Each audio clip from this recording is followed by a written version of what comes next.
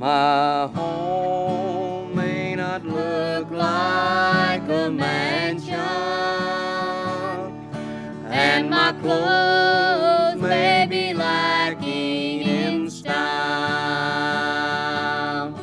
And if you come sit at my table, a meager supply you might find. But oh, it's not what you see that makes me a king, makes me a king. To me, I've everything, all that I need, all that I need. I have treasures unseen. For the last 35 years, I've been photographing America and its people and its communities. And so at the turn of the century, I became very interested in what was happening now in America as we made this change. And one of the big issues that was facing our country was welfare reform.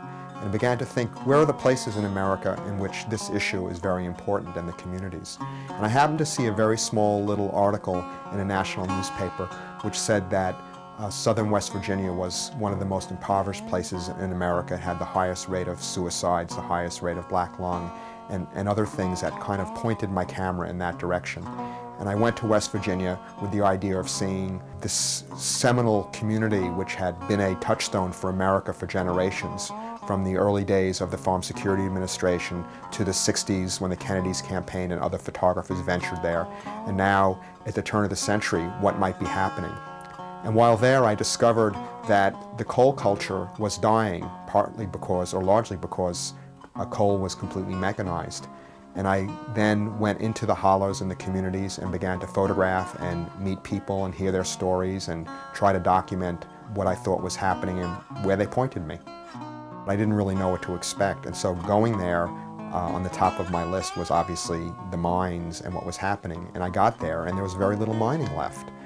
The mines had been completely mechanized largely, and what was left was very small non-union mines, one large mine that I knew about, and a lot of what they call mountaintop removal. And then a lot of the land devastated and the communities devastated by the disruption of these large operations because of the change in the economy in West Virginia. And so what had once been very large coal communities, coal towns with hospitals and bowling alleys and doctors' offices and housing for the workers and country stores, completely gone. All of that had completely disappeared. And coal virtually had disappeared, even though coal was on the tip of everyone's tongue. It was in their blood.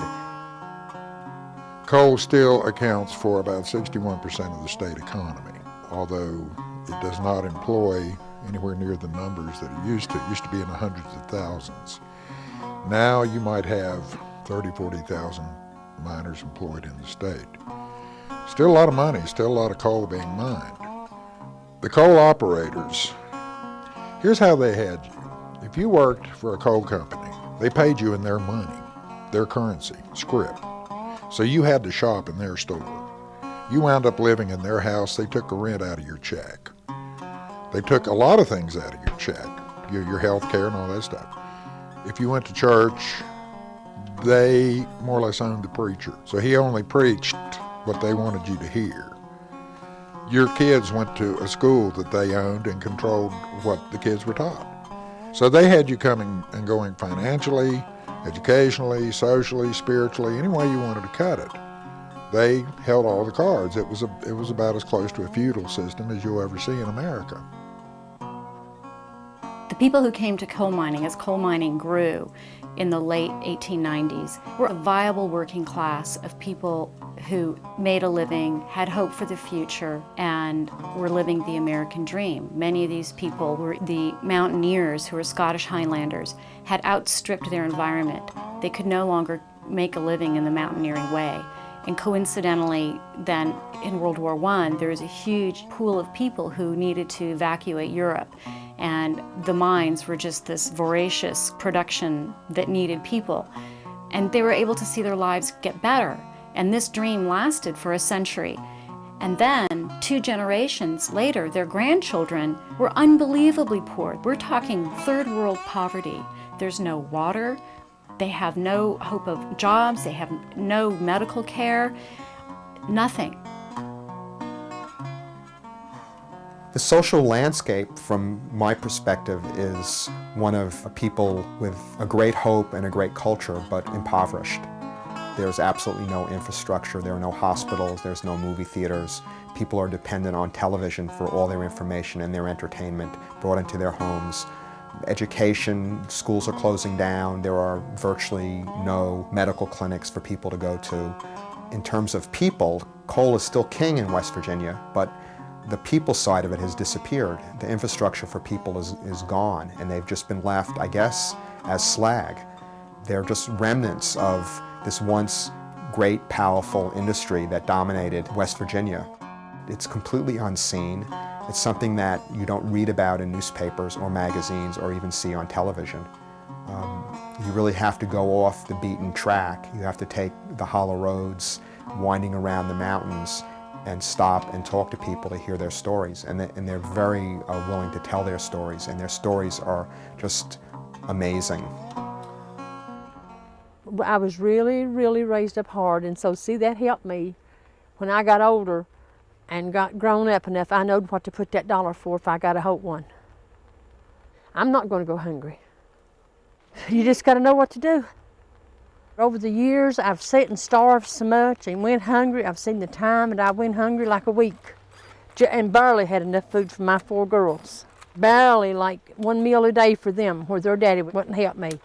I'm having to think more and be more careful and try to figure out what's what. Now, I'm not hungry now, but I'm broke.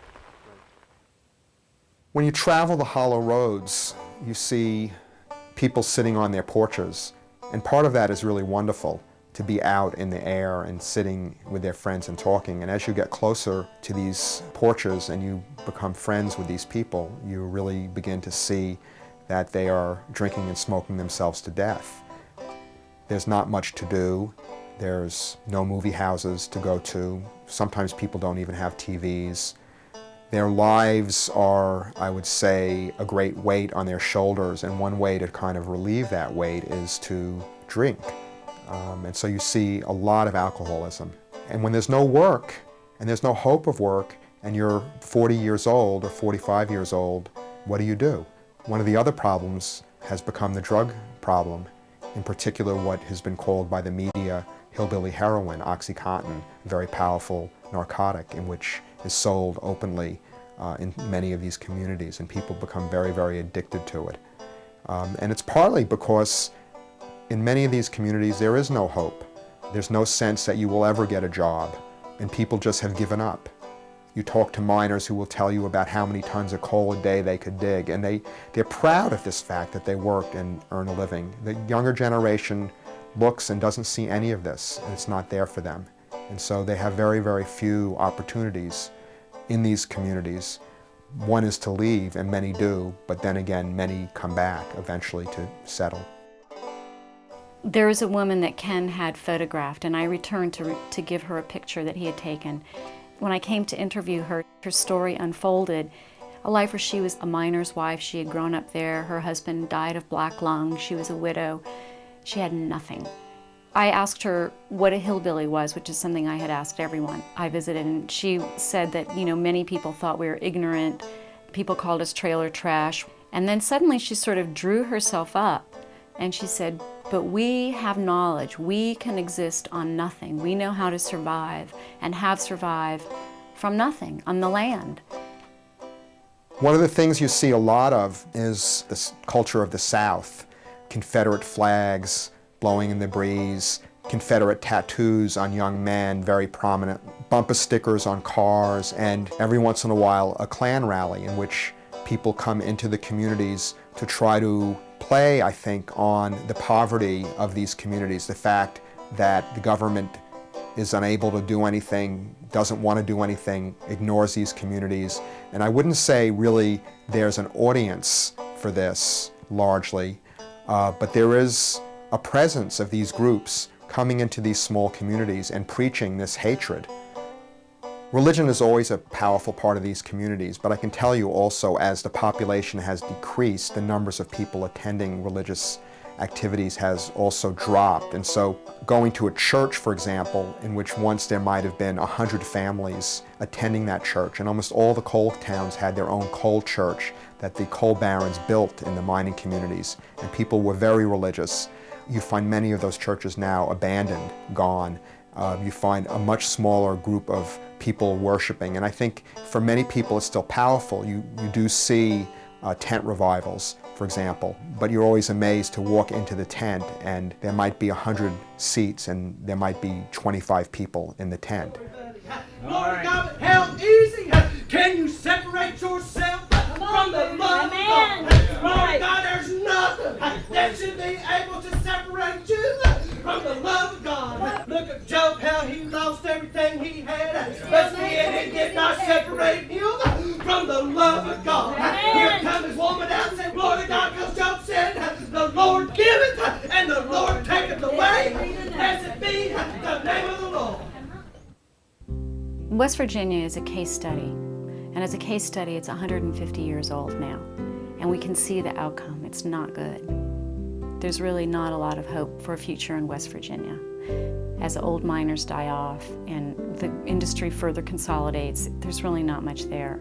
But this is happening now with globalization all over, as corporations renege on their responsibility to their workers.